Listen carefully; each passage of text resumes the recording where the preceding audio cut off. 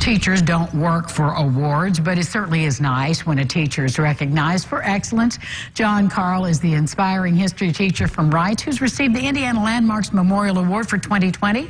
He's here today with Suzanne Stannis, the Director of Heritage Education for Indiana Landmarks. Good morning, folks. Good morning. Well, first of all, John, congratulations. How wonderful for you. Well, thank you. Thank you. It was quite a welcome surprise, a nice surprise during this Corona summer. Yes, something positive. Well, I know June Rennie nominated you, and so how did you find out about it, getting the award?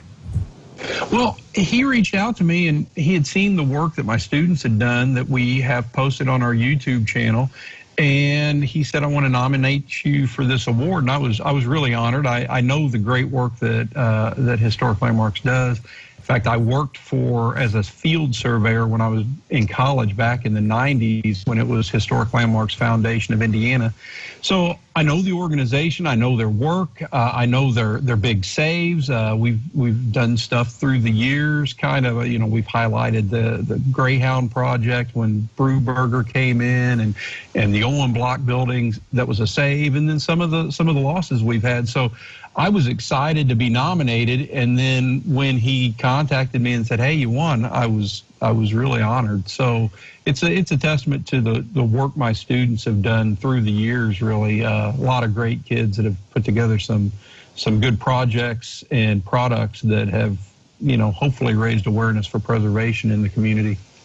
Well, I think one of the things that's exciting to me is somebody like you who is really putting the emphasis on local history, because we kind of don't think about that typically. We think about national history and ancient history, but our local history is very rich.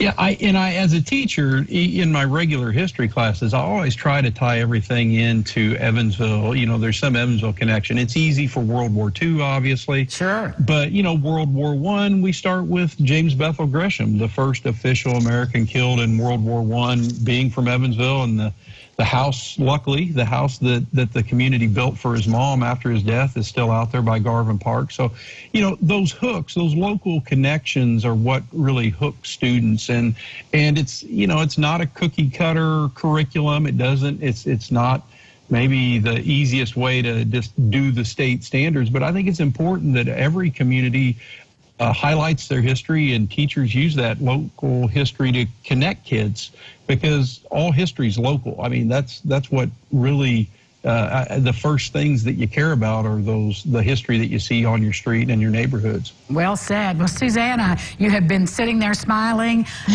with John's wonderful work. Tell us about the award.